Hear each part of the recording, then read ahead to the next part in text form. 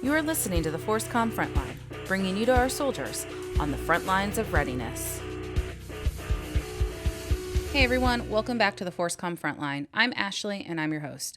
April is Sexual Assault Awareness and Prevention Month, so I wanted to take this episode to highlight a new program designed in part to address sexual assault and sexual harassment. Marne Guardian is a new initiative under the 3rd Infantry Division Marne Steady program that focuses on building a community of belonging based on trust, pride, shared values, and respect. Marne Guardian focuses on empowerment and trains junior soldiers on the policies and resources available to inform their peers, support the command and training, or potentially intervene with matters pertaining to the sexual harassment, assault response prevention, and equal opportunity programs, resiliency, and suicide prevention. Joining us today to talk more about this program is Mr. Robert Lewis, the SHARP Program Manager at Fort Stewart and Hunter Army Airfield. And we're also joined by a few soldiers who have gone through the Marne Guardian training program. And I'm going to ask each of you to introduce yourself. So let's start with you, Sergeant Johnston. Hello, everyone. My name is Sergeant Johnston. I am currently with the 3 Cab, Delta Troop 317. My MOS is a 15 Romeo. I'm an Apache mechanic. Yeah, that's pretty much it. Okay. Let's go over to you, Specialist Rogers. Hello, everyone. My name is Specialist Rogers. I'm from 703rd Bravo Company. I'm a 94 Echo, a radio equipment repair. All right. And Specialist Robinson. Yes, also from 703rd Alpha Company. I am an 88 Mike. That's a transport operator. And yes, happy to be here. All right. So I'm going to ask real quick off topic, but first duty station for all of you or second? Correct. First. Okay. First. I was going to see if you guys had been anywhere else that maybe I had been, but that's okay. What about you, Mr. Lewis? Oh, this is my second duty station as a SHARP Program Manager. I came from Fort Leonard Wood. Okay. And then active duty wise, I was at Fort Knox, Fort Benning, Fort Leonard Wood, Okay. Kabul, Afghanistan. Good times. You've been around. All right, so let's go ahead and get started talking about the Marne Guardian program. And so, Mr. Lewis, I briefly described what the program is, but can you expand on that and just give me a little bit about what is Marne Guardian? Well, the Marne Guardian program is a locally developed program that equips our junior soldiers with the skills necessary to identify, prevent, and intervene against negative behaviors, behaviors that are contrary to the culture that we value within the 3rd Infantry Division. Basically, our Marne Guardians are our first line of defense against negative behaviors. And by building a culture of trust, dignity, and respect within the ranks, they're able to impact soldiers the way our victim advocate NCOs and our officers can't. They're right there in the boots on the ground in the trenches, however we want to describe that. Okay, and so this is a volunteer program, so you guys volunteer to participate, is that correct? That's correct, yes. That's Okay. correct. And so Specialist Robinson, how did you hear about this program? Well, my leadership reached out to me because what he noticed about me is I love to be around the soldiers. I'm always laughing, joking, and being about the soldiers' lives. I'm a specialist, and my age, I just turned 33. So what better of an opportunity, because I'm an older guy and I know how to navigate, up to 33, life challenges. Sure. So, yeah, so the leadership reached out to me, say, hey, Robinson, would you like to be a part of this program? I say, okay, do tell. And then when I started to go into the trainings, this is something that, you know what, I can actually do. This is something I actually want to be a part of. And I can make the change. I can make a change. All right. And so I'm going to go back to you, Mr. Lewis. What was the catalyst to this program? Why do we need it? Well, around the time that I arrived here at Fort Stewart, there was a talk we have a Marne Steady program, and that's just a program resiliency based that's helping build soldiers and provide the support networks for commanders. And one of the things that was being kicked around at the time, I shouldn't say kicked around, I should say brought forward, was a program that would involve our junior soldiers and get their buy-in at the lower ranked levels to assist in addressing some of these negative behaviors like sexual harassment and assault, EO problems and suicide. So as we discussed that in the Marne Steady working groups, it gradually took shape and became the Marne Guardian program. And we needed somebody that would spearhead it, at least an organization that would say, hey, we'll take this ball and run with it. And so the SHARP program did that. But this is more than SHARP, right? It is. So what we did is we partnered with EO and our chaplain corps, the resiliency folks here, with our MFLACs, our military family life counselors, and we put together I would say an overarching program that addresses a lot more than just sexual harassment and sexual assault. It really does. And these folks will tell me if I'm incorrect, but I think they leave our 5-day course with really the tools to assist their peers with any kind of problem they might be facing, at least where to get them to for the assistance they might need. Okay, so I want to talk about the training, but I also want, since we already asked, how they heard about this training, I want to ask. So it's volunteer, but is anybody who volunteered able to do this, or is there sort of a selection? The biggest selection comes at the company command level. Okay. We really want to have at least one guardian per company. And so that company command team is the first, I would say, vetting process. Okay. And then their suggestion would go up to the battalion and the brigade, and the brigade SHARP and EO folks would get them enrolled in the class. Okay. And so let's talk about the training a little bit, because this isn't just SHARP. So we're talking about suicide and some other factors. So what are we doing in this training?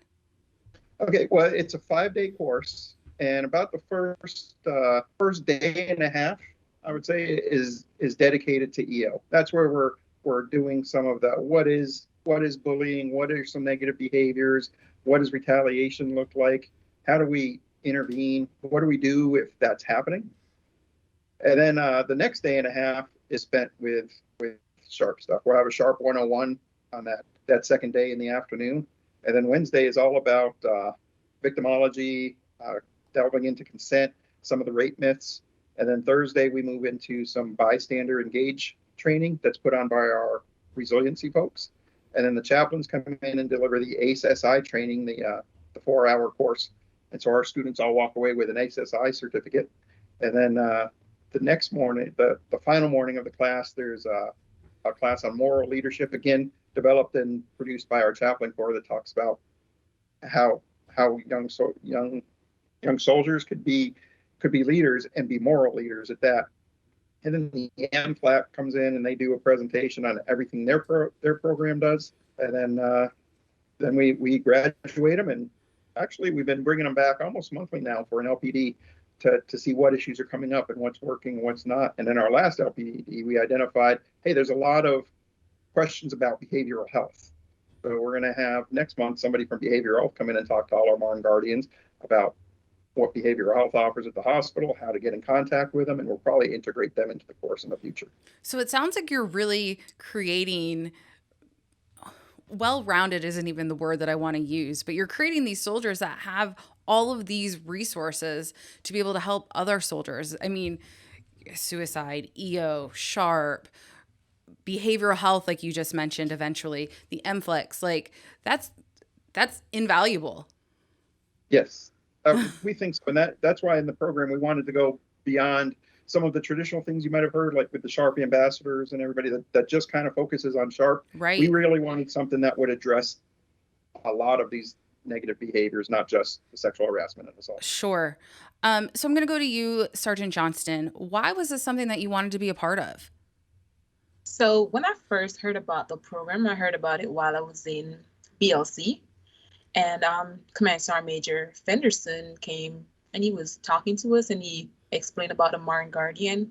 And I came back to my company after I graduated, and I was talking to my first sergeant. I was like, hey, Sergeant Major Fenderson was talking about this Marne Guardian program, and it's something that I'm really interested into. Seeing that, we're in an MOS or a company that's male dominant. We have about less than 10 females. Wow. And so I talked to him, and He was like, yes, and I think you are good for that job since you're a people's person. You in the office every day, everybody come to you like, hey, Sergeant, hey, at the time, hey, Specialist Johnson, can you help me with this? And I'm always helping the soldiers with whatever they need since I'm in the orderly room. So he's like, yeah, I think you're perfect for the job. And then as soon as he heard about the training, he submitted my name as well as two other soldiers from our troop, since we're like one of the biggest troop in our squadron. So he was like, yes, we need about three instead of one from each company, troop, or battery. So that's how I got selected, and that's how I was passionate about being a part of this program. Okay, so I have to ask you, do I hear an accent? Where are you from? I am from Jamaica. Oh my goodness. I want to go to Jamaica. Sunny all year long. Oh, that sounds amazing. So I'm going to ask you to start, Specialist Rogers. Wow, I just lost all of my words. I'm sorry about that. So why was this something that you wanted to be a part of? I decided that I wanted to really do it after I heard about it during a panel. And I was pretty much explained to me that, like, hey, that you're going to be able to help your battle buddies. And that's something that I'm very passionate about, is just being able to give everyone the right answer, always point them in the right direction, because I'm really big on just always being there for my battles, no matter what. Yeah. And that I was the boss rep, the battalion boss rep, so I already know and see everyone every day. And so just being able to get that trust with them and one-on-one, and then it just really was a good program. So I just made sure that I just somehow got in there at all costs. So. Specialist Robinson. Yes. This might be a tough question. Well, I hope not. But so I feel like sometimes, we've heard of voluntold, but more so than that, I feel like sometimes people don't want to step up to do things. And then there's maybe a negative condemnation. Words again, I'm telling you guys. People look at you a little differently if they're like, hey, I stepped up and I wanted to do this. Have you felt that at all? Or was that anything that you took into consideration? Well, I'm going to say no. I haven't felt that I was pressured, but it's something about when leadership sees particular soldiers, and let's just say Robinson, I want you to do this. They're not just necessarily doing it for numbers. Sometimes they do. But in this situation, they actually saw me interacting with the soldiers. Yeah. They actually, saw me joking around with them and being a person that the soldiers can look up to. So I wasn't voluntold, but it's easier for me to step up to the plate because I understand what leadership wants, and I understand the bigger picture. So I think that's why it sold me, because I'm really big on this whole unit cohesion. Yeah. It sounds Army-ish, but it's really essential to what we do. I think so and too. I don't want any soldier to be left out of the fold, because right with unit cohesion, it's a mission readiness as well. Absolutely. So can we, be ready to go out and fight a war when we can't even, address the things the war that's happening day in and day out? But I think too, this is a big deal, this program. These are some big issues you guys are taking on, maybe not the right word, but are helping with. And so to be a Marne Guardian, I think, and have your leadership say that, hey, you're the right person for this, has to say something too about each one of you. And Mr. Lewis, would you agree? I would definitely agree. I will tell you, I can actually remember when they came through the class. 7 classes, I think, so far. We keep them kind of small, but the soldiers that I'm seeing selected for this possess that maturity, that desire to help their peers, and it is to see that our companies, troop and battery commanders are just embracing that. And I think it's so important to have leaders step up and be the example for other soldiers. You guys are going out there and you're putting yourselves out there to do this. And I think that's really important for other younger soldiers maybe to see. So I applaud each of you for doing this.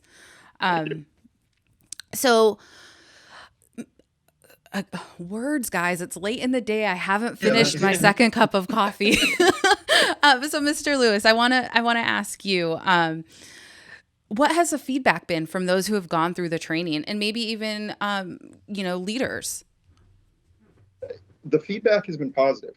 Um, every month at our sexual assault review board, when we brief our personnel, the Marne Guardian course has a slide, so they know when the next courses are coming up. And every month, our commander looks at his subordinate commanders and go, "Hey, this is important. Are we getting after this? What's the feedback?" So he's soliciting feedback from those commanders, and then we're getting feedback from the monthly LPDs and quarterly sensing sessions where we just sit down and see what's going right out there and what we could do better. Okay. And I will tell you, all the feedback has been fairly positive. Our chaplains who've been engaged in the class with us have come back and said, "Wow, this is something that we need as a force," and we're glad to see that it's going on here. And they're proud to be a part of it. And as you tell from our Guardians, they're pretty proud to be a part of it too. And I think that speaks It's volumes. very awesome. Going. Absolutely. So I want to talk to the Guardians again. And so I don't know who to ask this question. So I'm going to throw it out there and then I'll let you decide if one of you has something you want to say, we'll go there. But what would you say to a peer about the Marne Guardian program and your role? Well, I'll say something and I'll pass it along. Okay. Well, sometimes it can be as if it's a negative connotation to be a Marne Guardian, because what they think is that you're a messenger for higher leadership, Sure. basically. But how I sell the program would be this: this is ours, and we have to take care of one another. I spoke with Sergeant Major Zapata during the field recently, and I was wanting to ask him, what is this all about? He says this: it's about this type of cohesion to where that when you go down range, you need to be able to trust and rely upon your battle buddy to make a decision. And that decision could be your life. So when I think about this Marne Guardian thing, it's really beyond, the flattery, I would say. This is serious business. Absolutely. So that's my takeaway. So if I'm going to sell it, it's basically, hey, we're taking care of our battle buddies to the left and the right. So Right. And so, Sergeant Johnston, Specialist Rogers, do either of you want to add anything to that? Sure. So when I'm telling my peers about the Marne Guardian, I'm like, listen, no judgment. I let them know confidentially. Like, it's okay to talk to me. Like, I'm on that peer-to-peer level. Yeah. Like, just look at it as I'm your friend, not your NCO. So, open up to me about the issues that you're having. It's a safe space. I let them know straight up, it's a safe space. You could talk to me and I'll address the issues with the necessary people. I let them know that I'm not a victim advocate for SHARP. I Yeah. do not take any SHARP related cases or anything like that, but I'll refer them to the necessary sources that they could get further information. So I provide them with the resources. Okay. Specialist Rogers? Yes, ma'am. So what I tell to my peers is I just tell them, take it with all seriousness, because you always take it as a joke until you see it happen to someone in our unit or someone to your left and your right, especially your own battle buddies. And so whenever I'm talking about the program, I'm just telling them like, hey, you were like signing up to say, hey, I am here for you. I'm here for everyone, no matter what. And I ask them to take it pretty seriously. And I tell everyone, I'm like, you should all volunteer. I ask that, one person from each section, not just one from each company, go. Because, even though I am the boss rep and I speak to everyone every day, I might not be there. And so I need a counterpart to step in, or someone else. Like, that's why it's good to have one female and one male, because someone might not be comfortable talking to me. And I would, gladly point them in the right direction to get help, because, just suffering in silence or letting it go until something ultimately bad happens is like the worst case scenario. Yeah. So. Well, and I think too, and we talk a lot about this, there are so many resources available for soldiers and their families, but it's knowing what the resources are and knowing when you need them, how to get the resources. And so I think you guys having that knowledge and being there with soldiers is such a great asset. So I'm gonna stick with y'all and ask another question. How do you earn the trust of your peers so that they feel comfortable coming to you? And I mean, I don't know if any of you have had an experience so far where you have had a soldier come to you, but I'm just curious, how do you earn that trust? Sergeant Johnston? Sure. So I earned that trust with my soldiers by letting them.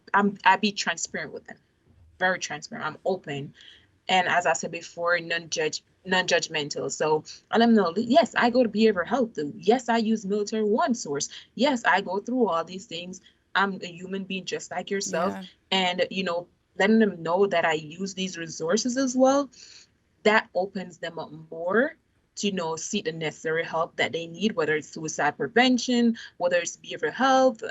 They have counseling. I let them know, listen, you get 12 sessions with military one source. It's easy. Yeah. You go 12 sessions per issue. So if you have multiple issues, that means you have more sessions.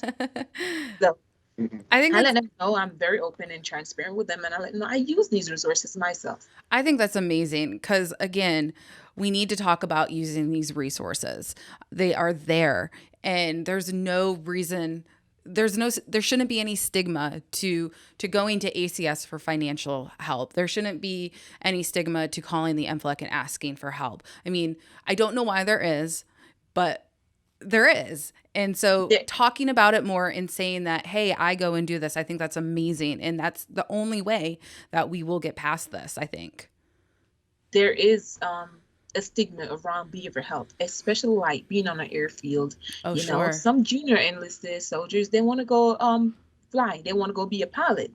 And they Yeah. heard, these rumors that, okay, if you go to behavioral health, then you lose your security clearance. You can't be on flight status. You can't fly, like, and that stigma, it kind of stays. So it's for us Marne Guardian to let them know, like, no, you need to talk to somebody. Yeah. It's better to open up and talk to somebody than you keep all those thoughts and all those negative things that you have going on in your head inside, and you bottle those feelings up, and then you suffer more with the things that you're dealing with.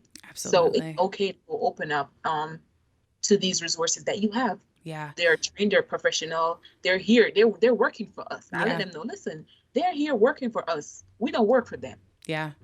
So it's funny. We actually just did a podcast with our ForceCom security division chief, and we asked him straight point blank, if I go seek behavioral health care, am I going to lose my security clearance? And he's like, no, you're not going to.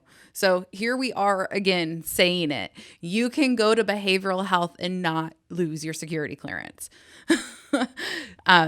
So I want to ask Specialist Rogers and Specialist Robinson, do either of you have anything to say about, earning the trust of your peers and getting them to reach out to you?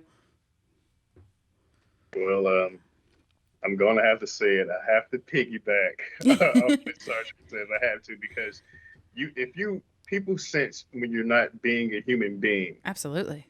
They sense if you have any type of interior motive. So the thing is, with me personally, I just be myself day in and day out. And quite recently, I had the opportunity to go to behavioral health. And then I told the people in my squad about it. Now, there was one person who raised an eyebrow, but how I presented the information is just like, hey, this is what it is. Yeah. And then that person who presented the eyebrow, I kid you not, after the formation, spoke with me concerning about it because he was interested in seeking behavioral health. That's awesome. So it takes someone to be transparent, and also takes someone to say that, hey, I go through these things in order for everybody else to fall in line. Absolutely.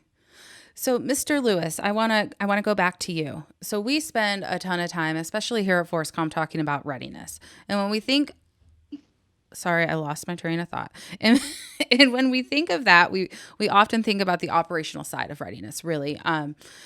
But this directly affects readiness as well in our people. So can you talk about why it is so important to invest in programs to design to support our soldiers?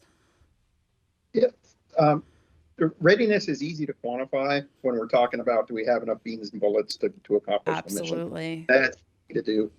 It's much harder to look at readiness and define it as, we got a force that's mentally strong and ready to face down whatever enemy comes our way. this program and others like it really help build that mentally strong, resilient kind of formation that we need. Yeah. Where they're able to reach out at any time and say, hey, you know what? I've been going through a tough time. Can I talk to you? And for our soldiers to know, whoa, this is a little out of my depth. You know what? But let's involve somebody else in this conversation too. Because at the end of the day, we want all of our soldiers to be healthy and the best that they can be. Absolutely. And programs like this built that. So I'm going to backtrack a little, Mr. Lewis. So did you design this program?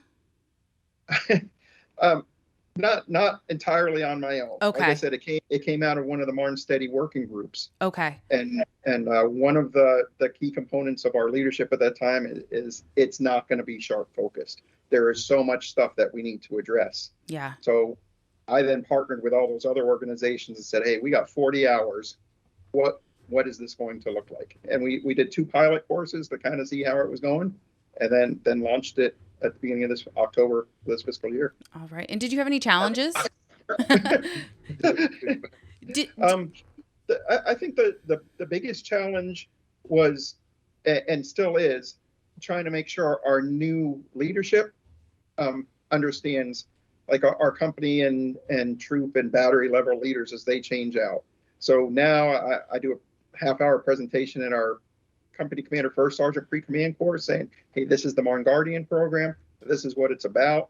We talk to our senior leaders coming in and we go, hey, this is the Marne Guardian program. This is what it's about.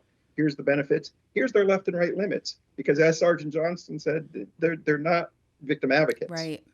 However, they are a good ear and resource for their peers. Absolutely. And so has it been easy to get the buy-in from the leadership on this? Oh, that's like a loaded question right there. I'm sorry, you're right. It kind of begs a yes. So it actually has been. Our senior leaders, when the CG says, "Hey, this is the program I want," it falls in line very quickly. Sure. With the senior leadership. The tough part is on a division, I think we have 105 companies in 3ID. And so making sure every one of those command teams, every one of those commanders and first sergeants are really understanding the program. So we put out some Marne Guardian FAQs and sent it all the way, through the ranks to make sure everybody was understanding it. I think many of and you guys might have a Marne. Do you guys have a Marne Guardian board? We have our Marne Guardian boards. They're present and our beautiful faces. We do have one in 317 as well that I did. And it's like under the sharp board, and we're like, hey, this is your these are your 317 Marne Guardians with a picture, and we have our point of contact, as well as a nice little code. People pass by, they read it, and so it's out there. Like, we're trying to market it, like let everybody know who their Marne Guardians are. Like, all right. Talk to these people if you need to talk to them. So I know you all are busy. And I don't want to waste too much of your, not waste, but I don't want to take too much of your time. I could talk to you guys about this for a while. This is super interesting and I think it's super important, but I want to go to each of our guardians before I go to Mr. Lewis. And I just want to get a final thought from you on, why this is important. And we'll start with you, Sergeant Johnston. So this is very important. A lot of soldiers go through different things that they're afraid to talk about. So, what I'll say, sometimes they're afraid to go to, leadership or go through the chain of command and you're there as their peer. Because when I'm talking to my soldiers, I cover my rank. It's not about my rank. Absolutely. It's about what we're battle buddies. Let's talk like that. So I let them know, listen, my rank has nothing to do with it. You could talk to me. Yeah. I'm a human being at the end of the day. The rank just come with it. But I'm not talking to you as an NCO. Well, this is what you need to do. I come down and I listen. I put it away. So it's very important because a lot of soldiers do not want to talk to their leadership and they feel comfortable talking to you. Just like yesterday, I was able to use the training I received in the Marne Guardian. That's awesome. As a soldier, I provided her with the necessary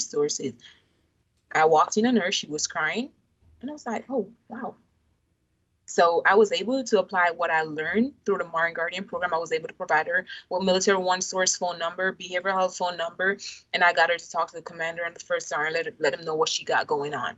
So it is a very important program where we could equip junior enlisted soldiers, because a lot of them are in the barracks. So Yeah. you could use it in the barracks too. A lot of sharp happens in the barracks. Yeah. So you see something, you say something. Right. So it's a very important program. I imagine fulfilling as well, just to be able to help your fellow soldiers too. Yes, definitely. All right. And so how about you, Specialist Robinson? Why is this important? Because relationships are important. Yeah. Period blank, yes. In order for us to succeed at what we do, this high stressful job, we need everybody on the board. We need all cylinders clicking. So yes, we can't afford to have any other soldiers, going through things which we have the remedy for. Yeah. So yeah, with transparency, I think that this program is good to go. All We right. got it. Good programming. All right. And what about you, Specialist Rogers? I just think it really is the best thing, and really is just so important because, like I said, at the end of the day, everybody, has a smile on their face until, it happens to someone to your right or your left. I've seen too many of my leaders and my friends walking around with the bracelets of someone who they have to remember now because they didn't know what was out there, or they didn't know who they could go to, or they were afraid to talk to their leadership. So Yeah. just being able to reach out to me or my battle buddies or someone out there and just getting it off your chest and like getting them to the right direction, it's like the best thing ever. That's awesome. All right, and so we're going to end with you, Mr. Lewis. So I just want to get some I just want to get some final thoughts from you. Is there anything that we didn't talk about with this program that you think we should mention? Any final thoughts? Well, trying to follow up. I know behind these you've got some Guardians great is- soldiers is with a you. tough- Piggybacking. Yeah, that's a tough act to follow here. But one of the things I want to mention is, this is more geared. Our original target audience was our E3, E4 population's been in the area for like 6 to 18 months, and you can see we have some E5s. Yeah. We have some of our Guardian. I'm sure you gentlemen will be looking at E5 here Oh yeah. shortly. 6 months. 6 months. So investing in our junior soldiers now, our junior leaders, really is going to pay dividends as they grow into NCOs, as they Absolutely. become squad and platoon sergeants, and we have one Guardian that's already got an OCS packet accepted. Oh, wow. So I think we're laying a good foundation on how do we talk to each other, how do we assist each other, and it's happening.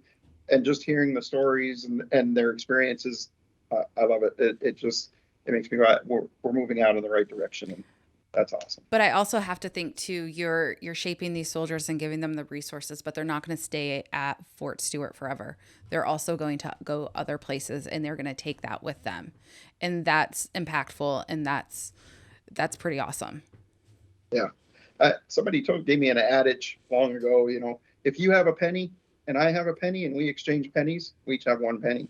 But if you have an idea and I have an idea and we exchange ideas, we each have 2 ideas. And I'm hoping that's what is going to happen with this program as these soldiers were going through the 5 days. And it's tough for a command to lose a soldier for 5 days. Sure. I got it. Things are going on. We have real life missions happening. Absolutely. But the investment is long term. And I know Dean over my shoulder is going to be really mad that I'm asking another question, but you mentioned real life, and I know there's a ton going on in the world right now, and I know that some 3rd ID soldiers have recently deployed, and so just to have that Marne Guardian with them to be there even when they're not at Fort Stewart, when they're not CONUS and they go and they deploy, I think would also be, I guess this isn't a question, but is also helpful for times when missions do arise. Yep, I agree with that now. All right. Well, I appreciate you all taking the time to talk with me about this. I think this is an amazing program. I think you all are amazing for standing up and being the soldiers, speaking up about, the tough issues that are hard to talk about. I applaud each and every one of you. And again, I thank you for your time and thank you for sharing your stories. Thank you very much. Thank you, man. Thanks for the opportunity. Between episodes, keep up with everything ForceCom on Facebook, Twitter, and Instagram. And you can also watch full video episodes of all of our podcasts on YouTube. Just search for ForceCom Frontline. And we'll see you next time on the Frontline.